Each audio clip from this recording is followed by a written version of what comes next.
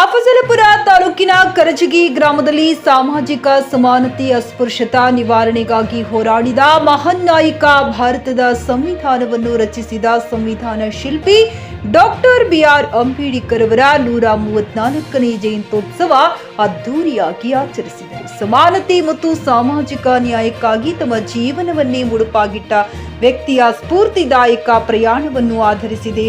ಶತಶತಮಾನದಿಂದಲೂ ಭಾರತ ದೇಶದಲ್ಲಿರುವ ಜಾತಿ ವ್ಯವಸ್ಥೆಯನ್ನು ಮೀರಿ ಸಮಾನತೆ ಹಾಗೂ ಸಾಮಾಜಿಕ ನ್ಯಾಯವನ್ನ ಹೊಂದಲು ಡಾಕ್ಟರ್ ಬಿಆರ್ ಅಂಬೇಡ್ಕರ್ ಅವರ ಶ್ರಮ ಹಾಗೂ ಹೋರಾಟವನ್ನು ನಾವುಗಳು ಸ್ಮರಿಸಿಕೊಳ್ಳಬೇಕಾಗಿದೆ. ಶಿಕ್ಷಣ ಮತ್ತು ಸಬಲೀಕರಣದಿಂದ ಅಸಮಾನತೆ ಎಂಬುದು ಸಂಪೂರ್ಣವಾಗಿ ಹೋಗಲಾಡಿಸಬೇಕು. ಅದರ ಜೊತೆಯಲ್ಲಿ ಸಮುದಾಯಗಳು ಅಭಿವೃದ್ಧಿಯಾಗಬೇಕು ಎಂಬುದು ಅಂಬೇಡ್ಕರ್ ಅವರ ಆಶಯವಾಗಿತ್ತು. ಶಿಕ್ಷಣ ಎಂಬುದು ಹುಲಿಯ ಹಾಲಿದ್ದಂತೆ, ಅದನ್ನು ಕುಡಿದವರು ಘರ್ಜಿಸಲೇಬೇಕು ಎಂದು ಹೇಳುವುದರ ಮೂಲಕ ದೇಶದಲ್ಲಿನ ಅಸಮಾನತೆ ನಿವಾರಣೆಗೆ ಶಿಕ್ಷಣವೇ ಮೂಲ ಮದ್ದು ಎಂದು ಹೇಳಿದ್ದಾರೆ. ಅಂಬೇಡ್ಕರ್ ಅವರು ಜೀವನದ ಉದ್ದಕ್ಕೂ ಸಬಲೀಕರಣಕ್ಕೆ ಹೆಚ್ಚು ಒತ್ತು ನೀಡಿದ್ದಾರೆ. ಇವರ ಆಲೋಚನೆ ದೃಷ್ಟಿಕೋನಗಳು ಕಾಲವನ್ನ ಮೀರಿದವುಗಳಾಗಿದ್ದವು. ಆರ್ಥಿಕ ಅಭಿವೃದ್ಧಿ, ಕೈಗಾರೀಕರಣ, ರಾಜಕೀಯ ಭಾಗವಹಿಸಿಕೆ, ಮಹಿಳಾ ಸಬಲೀಕರಣ ಮತ್ತು ಸಮಾನತೆ ಹಾಗೂ ಸಾಮಾಜಿಕ ಏಕೀಕರಣದ ಬಗ್ಗೆ ಪ್ರಸ್ತುತಕ್ಕೆ ಸಂಬಂಧಿಸಿದಂತೆ ಮೊದಲೇ ಯೋಚಿಸಿದ್ದರು.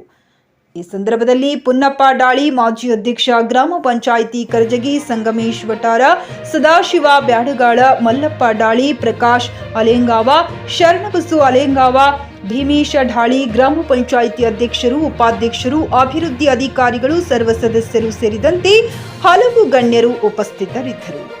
Siphon Mulla, GK news Kannada, Afzalpur. Ambedkar ಜನನವಾಗಿದಪ್ಪ ಅಂತಂದ್ರೆ ಆ ಒಂದು ಶಕ್ತಿ ದೇವರ ಕಾಣಿಕೆ ಅಂತ ನಾನು ಸ್ಪಷ್ಟವಾಗಿ ಹೇಳಬಯಸ್ತಾ ಇದ್ದೇನೆ. ಯಾಕೆಂದರೆ ಸಂವಿಧಾನ ಬರೆಯಬೇಕಾದರೆ ಅವರು ಬರೇ ದಲಿತ ಸಮುದಾಯದ ಅಷ್ಟೇವರು ಅಧ್ಯಯನ ಮಾಡಲಿಲ್ಲ.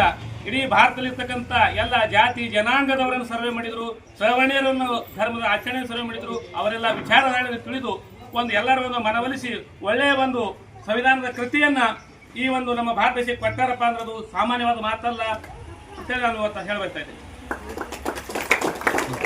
ಜಯಂತಿಯನ್ನು ಆಚರಣೆ ಮಾಡ್ತೇವೆ, ಬಹಳ ಸಂತೋಷದ ವಿಷಯ ಅದ.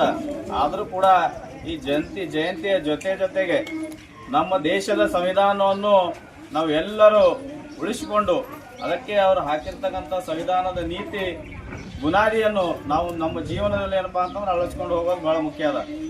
ಇವತ್ತಿನ ದಿವಸ ಬಾಬಾ ಸಾಹೇಬ್ ಕೊಟ್ಟಿರ್ತಕ್ಕಂಥ ಸಂವಿಧಾನ ಇದು ಬಹಳಷ್ಟು ಒಂದು ಮೌಲ್ಯವಾದಂಥ ಸಂವಿಧಾನ. ಇದು ಏನಪ್ಪಾ ಅಂತಂದ್ರೆ ಇದು ನಾವು ಒಂದು ಸಾಮಾನ್ಯ ವ್ಯಕ್ತಿ ಒಂದು ದೊಡ್ಡ ಮೂಲ ಉದ್ಯೋಗಿ ಹೋಗ್ತಾನಪ್ಪ ಅಂತಂದ್ರೆ ಕಾರಣ ಬಾಬಾ ಸಾಹೇಬ್.